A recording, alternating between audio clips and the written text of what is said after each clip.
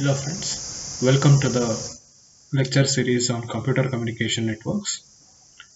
In this video lecture, we will be considering the concept standard Ethernet from module 2. So previously we have discussed one of the application of the data link layer issues we have considered the Ethernet protocol, and we considered IEEE project 802 and the evaluation of the Ethernet over time.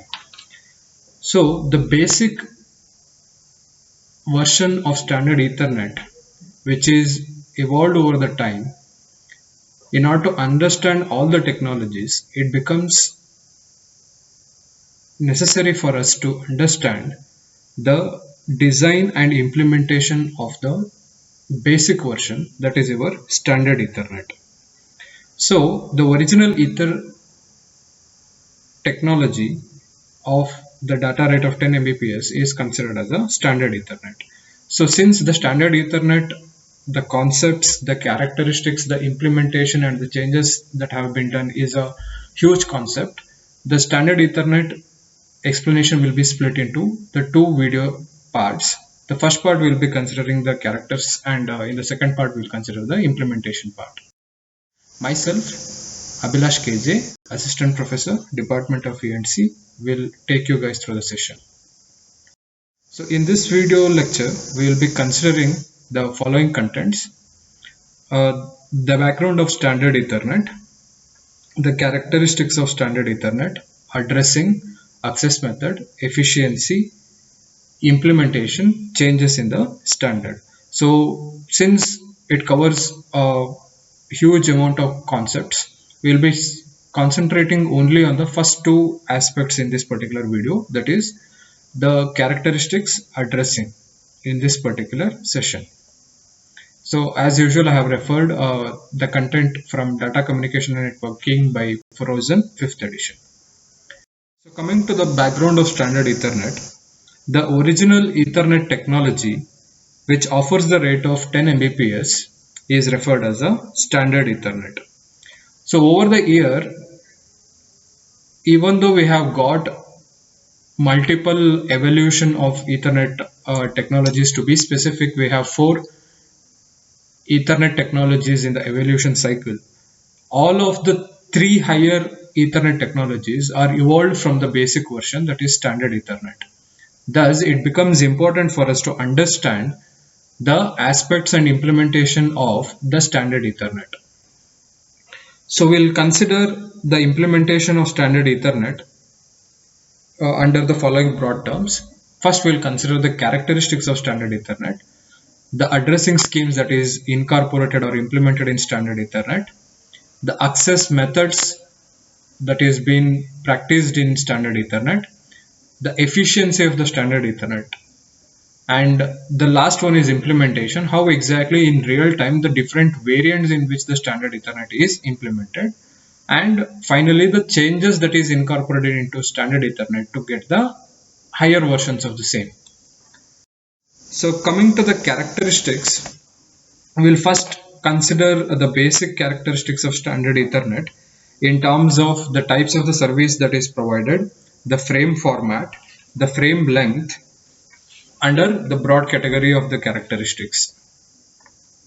So the standard Ethernet offers the connectionless and unreliable service. So the term connectionless here means that every frame that is sent is independent of the previous frame that is sent, as well as the next frame that has to be sent. So it is not required for any station to establish or terminate the connection before communicating to any particular other station. Since the term connectionless here means that sender can send a frame whenever it has, even if the receiver may or may not be ready to receive the particular frame. So it is not required to establish the connection, or it is not required to terminate the connection at any point of time. So there is a problem that occurs in this particular scenario. The sender may overwhelm the receiver At the same time, the receiver, that may result in receiver dropping certain frames. So since it is a connection-less service, the sender will not come to know about the lost frames or the dropped frames. Since we have considered the TCP/IP model or OSI model, it is a responsibility of the lower layer is to provide the services that is requested from the higher layer. Since the Ethernet protocol is majorly operating in the physical and data link layer, it gives service to the next higher layer, that is your network layer. Thus, since the Internet protocol, one of the major protocol in network layer, that is Internet protocol, makes use of the services given by the Ethernet, is also connectionless. Thus, there is no tracking at the network layer also. But since the transport layer has two different protocols, one is UDP and other one is TCP. UDP, that is user datagram protocol, is a connectionless protocol. Thus, if the frame is lost, there is no accountability for tracking the particular frame. But in case the transport layer is using transmission control protocol, that is TCP, in this particular case, your sender, if it does not receive any acknowledgement for the connection for the frame or for the segment, so it makes an arrangement for retransmission, since TCP is a connection oriented service. And at the same time, Ethernet is unreliable because of the shared medium we are making use of. There is a higher probability that error may occur in the transmission. Thus, if the frame is corrupted during the transmission, Ethernet layer does not provide any additional services of identifying the corruption of the frame. So it is the responsibility of the higher layer to make use of the protocols that encounters that counters the errors that is occurred in the frame transmission. Since the data link layer is making use of cyclic redundancy code, that is CRC32, in that particular scenario, the receiver, if the CRC of the sender and receiver is not matching, it will silently drop the frame. Thus, there is no mechanism to implement the retransmission. Thus, it becomes the responsibility of once again the higher layers to implement error control mechanism in the Ethernet protocol. That is why the services offered by the Ethernet is considered as connectionless and unreliable service. So if you look into the implementation of the same, so we'll consider a sender who has frame to be sent to a receiver. Since we are making use of broad shared medium, so Ethernet generates a packet, generates a frame and sends the frame directly to the receiver. Since it is a connectionless service, whenever sender has data, it will directly receive, it will send the data to the frame to the receiver. It will not cross verify whether the receiver is ready or not, since it is a connectionless service. And the protocol or the higher layer, that is network layer, is using Internet protocol, which is also connectionless. Thus, if the datagram is lost, there is no mechanism to track the particular information. And even the transport layer we are using of is making, if it is using user datagram protocol, which is also connectionless service, in that particular case the frame is lost. But in case the sender's transport layer is implemented using the TCP, then it requests for the acknowledgement. Only if the acknowledgement is received, the communication is complete, else retransmission will happen. Next, we'll consider the frame format that is followed by the standard Ethernet. So it consists of 7 fields, preamble of 7 bytes, SFD, that is start frame delimiter of 1 byte. These two fields combiningly will form the physical layer header. Next we have destination address, which is 6 bytes in length. Source address, which is 6 bytes in length. Then we have type, that is 2 bytes. Then we have data along with the padding. And finally we have CRC, that is cyclic redundancy code, redundancy check code. So the first field, that is preamble, consists of the 7 bytes. In other terms, it is 56 bits. It consisting of the data pattern of alternating zeros and ones.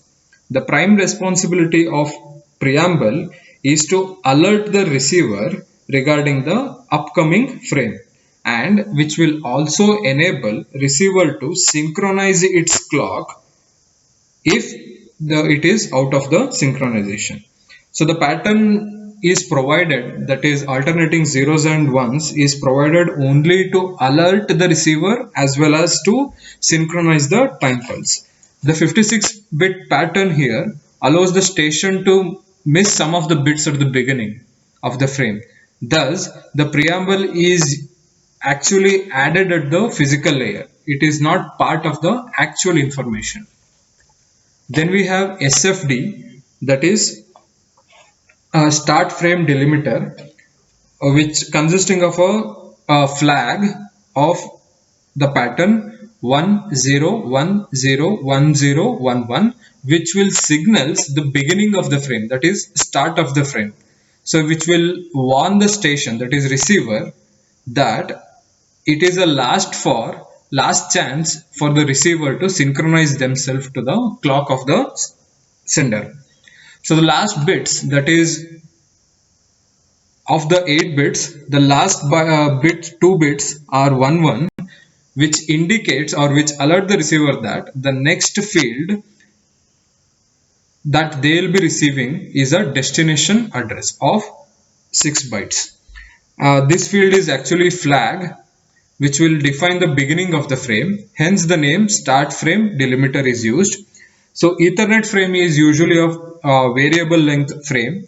So it requires a flag to define the beginning of the frame, so that one can distinguish between the different frames from the different user or different frames from the same user. So this particular SFD field is also added at the physical layer. Thus, it is referred as physical layer header. The next field is destination address. So this is 6 bytes in length, that is 48 bits, contains the link address of the destination station or the station which should receive the particular packet. So as we have considered, destination address is nothing but the MAC address, the media access control address, MAC layer address or the link layer address, which is a physical address of the system, which remains the constant throughout the life of the device. So once the receiver sees the link address or the multicast address of the group that receiver is member of, or the broadcast address, which we'll consider in the subsequent sections regarding the unicast, multicast and broadcast address. If the address is matching with its own link address, then it will decapsulate the frame and passes the data to the higher layer, that is network layer. Else it will drop the particular frame. Next is source address. This is also once again 6 bytes, that is 48 bits. This is the link address or the physical address of the sender of the packet. And then we have type field, which defines the upper layer protocol whose packet has been encapsulated into a frame. That is, what is the packet format that is received from the higher layer, that is network layer. So higher layer protocol could be internet protocol, that is IP, it could be ARP, that is address resolution protocol, or it could be OSPF and so on, dependent on type of the protocol that is supported from the higher layer. So in other words, it supports as a protocol field in the datagram and as the as a port number in the segment or user datagram, because if the sender is making use of a particular higher layer protocol, that is network layer protocol, the receiver, if it has the particular protocol, only then they can communicate properly. If the datagram is IP and the receiver does not has IP, then the communication is not meaningful. Thus, the type field indicates the upper layer protocol whose packet is incorporated into the frame. Then we have the data field which carries the encapsulated data from the upper layer protocols. So it is having the minimum width of 46 bytes and maximum length of 1500 bytes. So if the data coming from upper layer is less than 46 bytes, in that particular case the padding is done with extra zeros. If the data coming from the upper protocol layer exceeds 1500 bytes, in that particular case the frame is fragmented. The data is fragmented and encapsulated in more than one frame. So a padded data frame is delivered to the upper layer as it is without removing any particular zeros at the receiver side. So it becomes responsibility of the upper layer to remove the extra zeros. So the upper protocol layer needs to know the length of the data. That is, datagram has a field that will define the length of the actual data. So dependent on that, the extra zeros that has been padded can be removed from the higher layers. So the last field is the CRC, which is of 4 bytes. So which is required for the error detection information. So in this case, in Ethernet, standard Ethernet, they made use of CRC32. So CRC is calculated over the entire data from the destination address, source address, type, data and padding. For the entire portion of this particular data, they will be considering the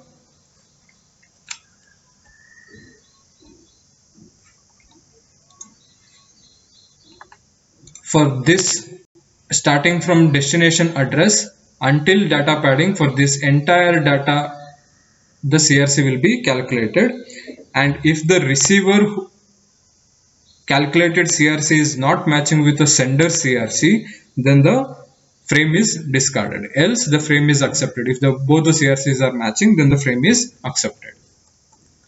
So this is the physical layer header, that is preamble and SFD are added at the physical layer.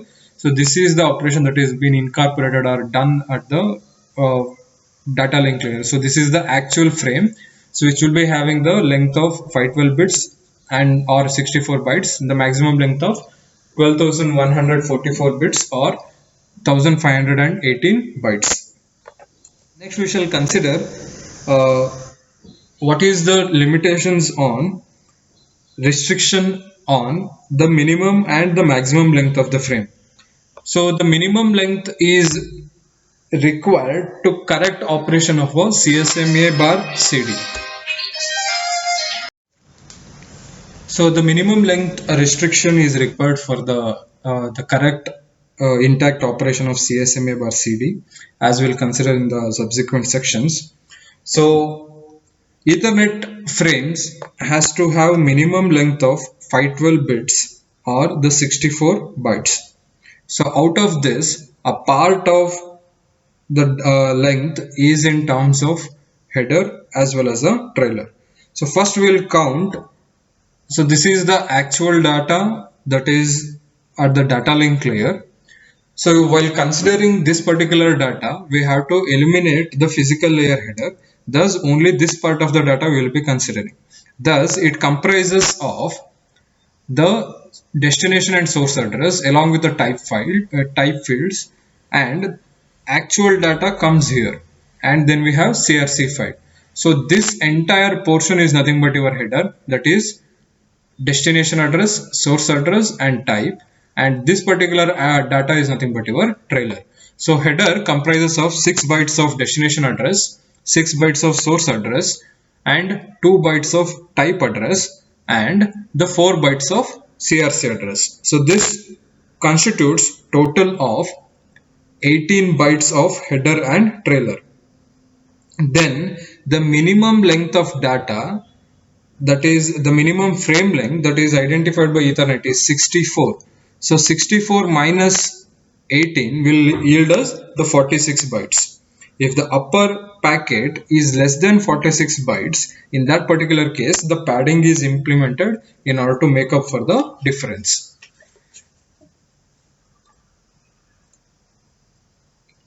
Next, the standard defines the maximum length of the frame, that is without preamble and SFD fields, is 1518 bytes.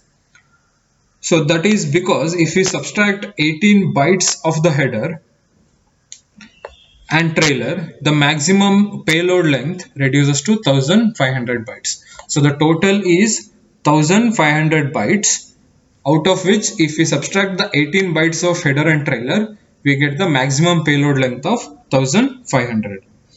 So the maximum length restriction has two major reasons. That is, since the memory was very expensive when the Ethernet was designed, so it becomes the restriction helped to reduce the size of the buffer. Secondly, the maximum restriction prevents one station from having a monopoly over the shared medium, thereby reducing the giving the other stations to chance to send.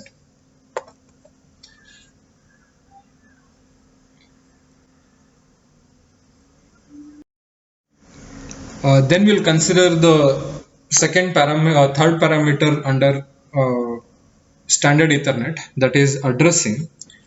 So each station on Ethernet, that could be a PC, that could be a workstation, that could be a printer, will be having a network interface card. So this network interface card will be inside a station, which will provide the physical address or the link address of that particular device.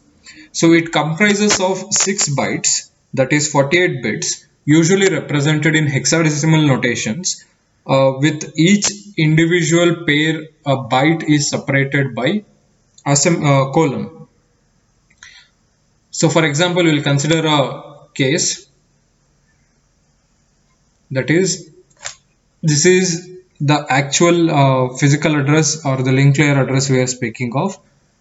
So this is represented in hexadecimal. So each byte is separated by colon in between. We have 6 bytes in this particular case: 1, 2, 3, 4, 5 and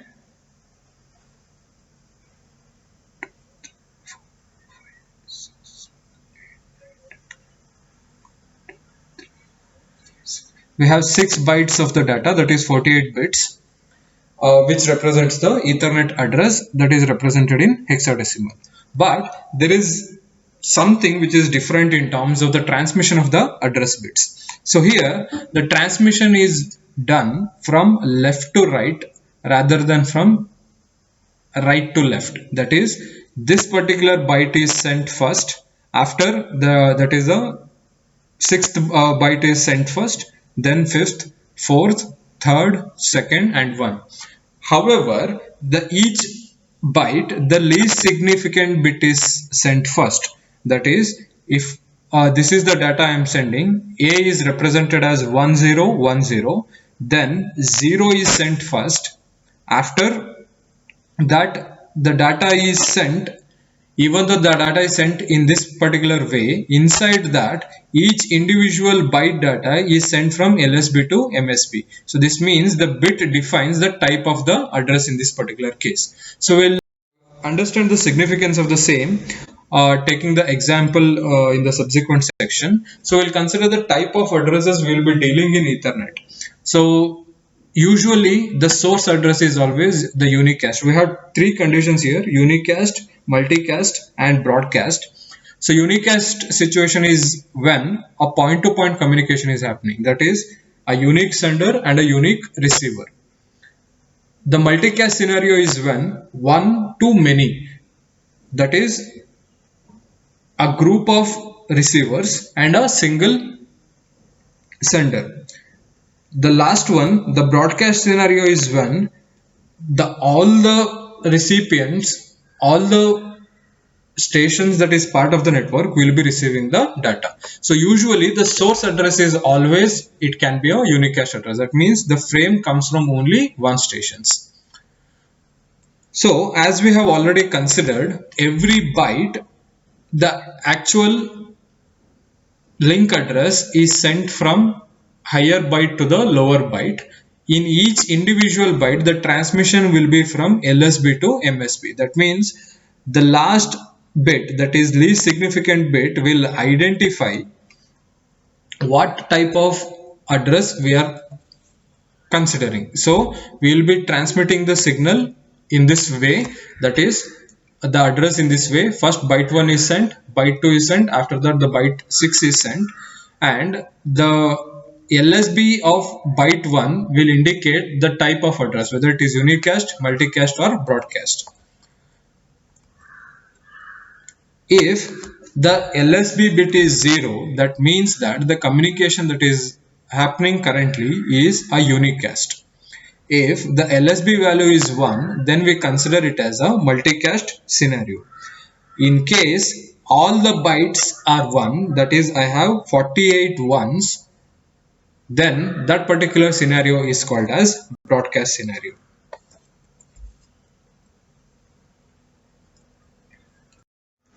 So next we'll consider how to distinguish between, or how to understand the concept of unicast, multicast and broadcast transmission. So standard Ethernet makes use of bus topology in terms of coaxial tables or a set of twisted pair cable with star topology. So that means standard Ethernet is implemented in either bus topology or in terms of star topology. So the transmission may happen in terms of unicast, multicast or broadcast, but the transmission in Ethernet is always broadcast. That is, even if the stations are having unicast or multicast or broadcast operations, the implementation point of view, the Ethernet implements all the transmission in terms of the broadcast scenario. So how exactly one can distinguish between the unicast, multicast and broadcast? So in unicast transmission, all the stations will receive the frame, but only since the destination address is clearly specified, only the intended receiver matches its address with the destination address of the frame. Thus, it can accept or decapsulate the frame. So other frames, since the destination, other stations, since the destination address is not matching, they will discard the particular frame. In the multicast scenario, all the station will receive the frame, but the stations which are member of a group will keep that particular frame and which will decapsulate it subsequently, but the rest of the stations which are not part of the group will simply discard the frame. In the last case, in the broadcast transmission, all the stations except the sender will receive the frame and all the station will keep the data and handle the data. As I have clearly mentioned, if in the address the LSB of byte 1 is 0, it is unicast. So it is intended for only one user. If LSB of byte 1 is equal to 1, a group of receivers will receive the frame and rest will discard it. If all the 48 bits, that is 6 byte, is equal to 1111, in that particular scenario, it is a broadcast address. All the stations except the sender will accept the frame and they'll subsequently process that particular frame. So the implementation is done by making use of two topologies I have clearly mentioned, bus topology and the star topology. Either by making use of hub or by making use of the single bus, the implementation could be done. So that completes this particular video. In this video, we have considered the primary portions of standard Ethernet in terms of the characteristics of standard Ethernet under the connectionless and unreliable service, and we consider the frame format. Then we have considered the addressing scheme, how exactly the address bits are transmitted, and the family of addresses that is supported in standard Ethernet, that is unicast, multicast and broadcast. How to distinguish between unicast address, multicast address and the broadcast address. Then how exactly the transmission condition implemented in standard Ethernet and with respect to the addressing schemes you have considered.